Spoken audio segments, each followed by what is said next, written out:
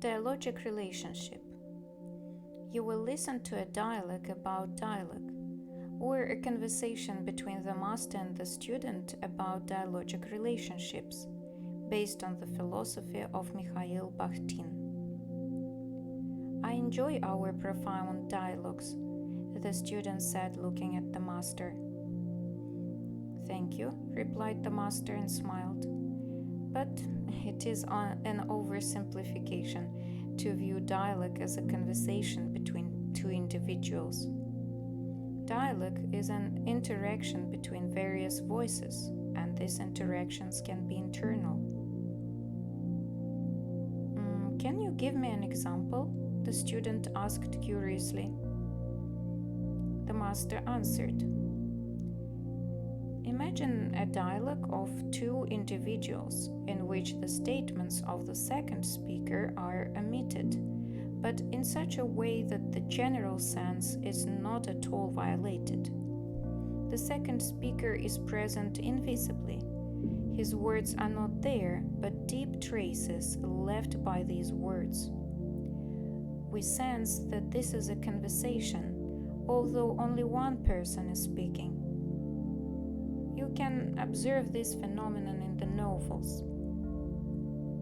The characters' speeches are designed in such a way that they anticipate possible arguments and responses of others. Thus, the monologue of the hero can be presented as a dialogue between him or her and the voices of others, which are present invisibly within the speech. Recall the speech of Makar Devushkin from the novel Poor Folk, written by Dostoevsky.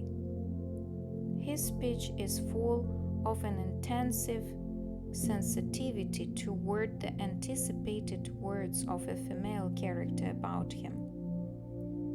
His speech is defined by the anticipation of another person's words.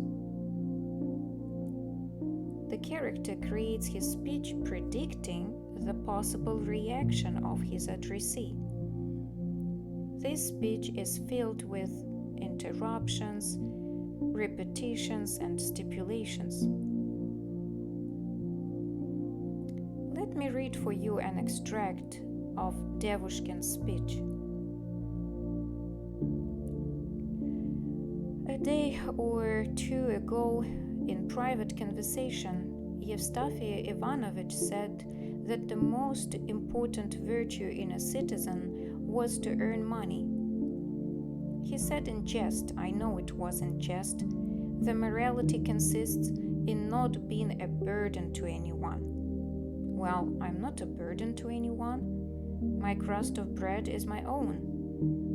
It is true, it is a plain crust of bread. At times a dry one, but there it is, earned by my toil and put to lawful and irreproachable use. Why, what can one do? I know very well, of course, that I don't do much by coping, but all the same, I'm proud of working and earning my bread in the sweat of my brow.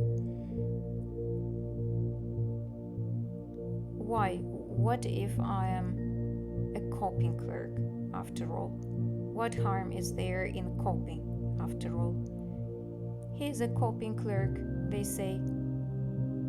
But what is there discreditable in that?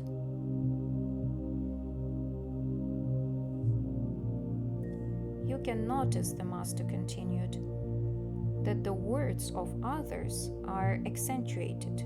For example, he is a copying clerk. The word copy is repeated 3 times.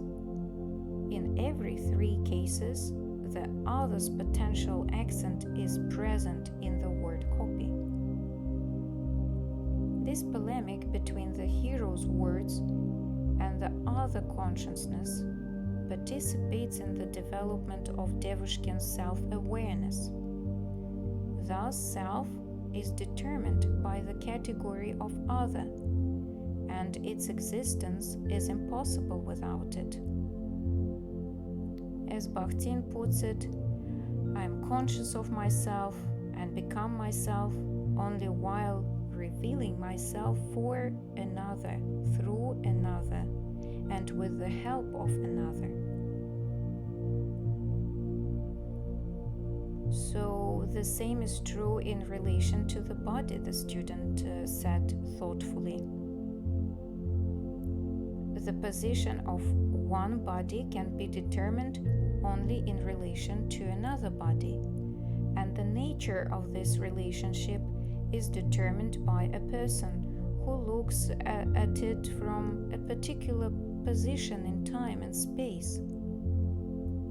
Two entities cannot occupy the same place at the same time, but only different places at the same time.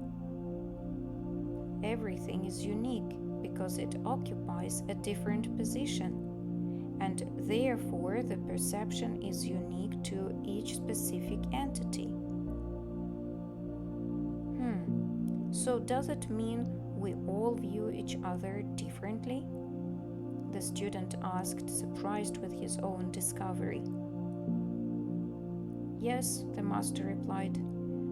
Not only is self in a person unique, but also the person's perception of self, which differs from the perception of the self by the other, and from the other's perception of the self in a person. That is why misunderstanding, or to be precise, situational understanding, is part of communication between the self and the other.